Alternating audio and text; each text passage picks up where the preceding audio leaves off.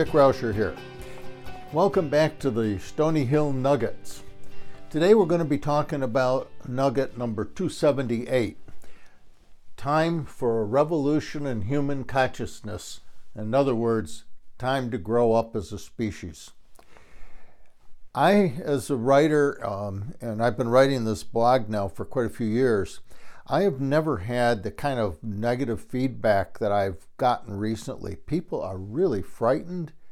People are, they're in despair, they're feeling powerless, they're anxious, they're actually depressed with what's going on in the world. And as I got more and more of these phone calls, I decided that I needed to put some real thought into this, and this is what I came up with. It's not going to be the final answer, but I think it'll give some insights as to ways to begin to take care of ourselves in a world that seems to be falling apart, okay? A world that seems to be in crisis, okay? And then how do we empower ourselves? How do we deal with those realities without having them overwhelm us? And I think that's a really important goal that all of us need to work on. What's really going on? I think it's this right here, and that is colliding rigid ideological beliefs are creating conflict and gridlock in our world. It's like beliefs are replacing facts and truth. They're replacing reality. Facts don't matter, beliefs do, okay? It's like they've taken over, that beliefs have kind of taken over the importance of facts, truth, or what's real. That would be science, okay? So the result is that we have a very contentious culture. People are very polarized in their beliefs. No one's really listening to one another. Everybody's interrupting and trying to prove that they're right. So it's kind of a mess. So how do we deal with the mess, the crises that we're facing as a nation and as a planet, okay? Well, I came up with 5 things that I think could be really helpful for us. First one, and this is a revolution. So each of these points that I'm going to be talking about is basically a revolution, a movement, okay? Is needed. So we need to think in revolutionary terms and how to create a movement to accomplish this stuff. So point number 1, revolution number 1 that we need is to learn to fight for the light, not against the darkness. We have to fight for our values and our rights. You can't fight against darkness, okay? Because typically what we do is we just create more darkness. So if we're fighting for our values and our rights, then we're creating light. And only light can dispel the darkness. And I like that concept, but we need to learn how to do that in our pushback against some of the things that are going on in the world today. We're not going to change those, but we can fight for the light. We can fight for our values and our rights, and we need a revolution in that. The fact that only 50% of the people in this country voted in the last election. In a democracy, that's a disaster. So what we have to do is we have to empower ourselves to begin fighting for what we want and not move into despair and a sense of powerlessness, okay? Because all that does is create more problems. If we work together cooperatively, we can make changes. The second revolution in human consciousness that we need is the awareness and the recognition that inner peace always precedes a peaceful world. An angry population can't create a peaceful world. Only peaceful people can do that.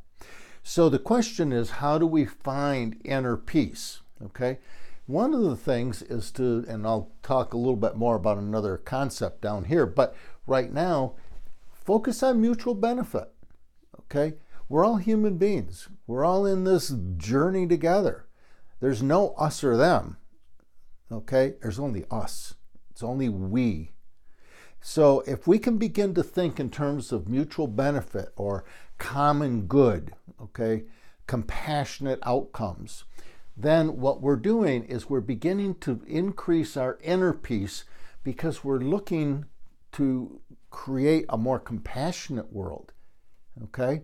And of course, a compassionate world would be a more peaceful world.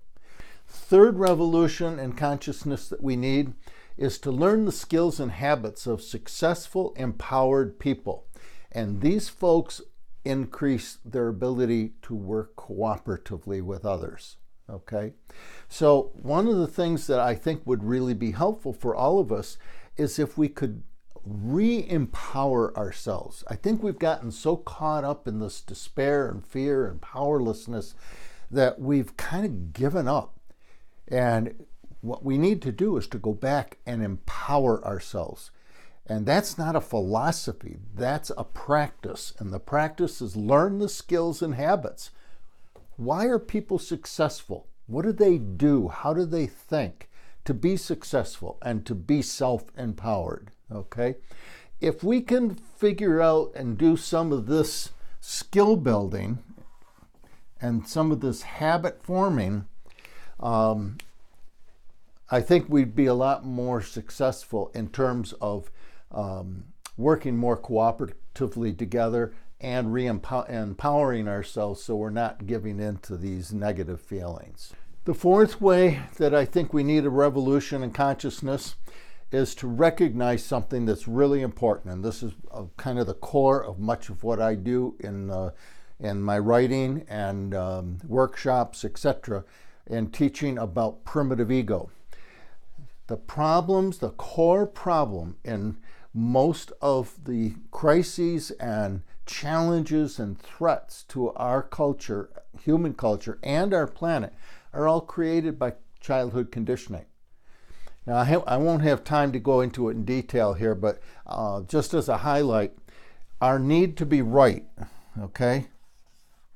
Right now, our world is just colliding with ideologically rigid beliefs where everybody's doing this. Basically, it's a need to be right. People who are thinking that way are using the consciousness of a 5-year-old. Literally, not figuratively, literally. Okay? There's an arrogance in needing to be right, and there's a lack of humility. And it's commonly found, if you want to see it, go to a playground and watch kids trying to negotiate, okay? Or watch television and listen to our politicians, okay? Another is we grow up with a sense that we are separate. I'm a me, and I'm separate from you and everything else in this universe. But that's an illusion. It's a childhood illusion, because the reality is we're all interconnected. We're all in this thing together. We're all humans, okay? So when we begin to look at this sense of isolation and separateness, the minute we begin to think that way or accept that illusion, everybody becomes an other, the enemy, them, okay? And them they're different than us, so we begin to increase the distance. And as you increase the distance with someone or something, you lose your compassion and your empathy for them. It's a good way to think about it, that we are not separate, we are connected.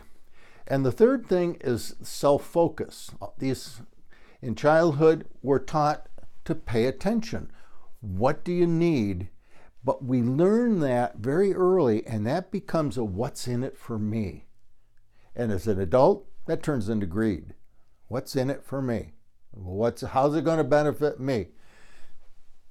Rather than how will it benefit us, we, humanity, okay? Mutual benefit, common good. So all of the problems that I see in the world today are created by this childhood conditioning. Number 5, revolution, and I've put a star on this because I think this is the key. Learn to tame the primitive ego, or what I call the inner green dragon. How do we do that? Very easy. We become self-aware. Pay attention to the energy we're sending into the world. Is it cooperative or is it judgmental?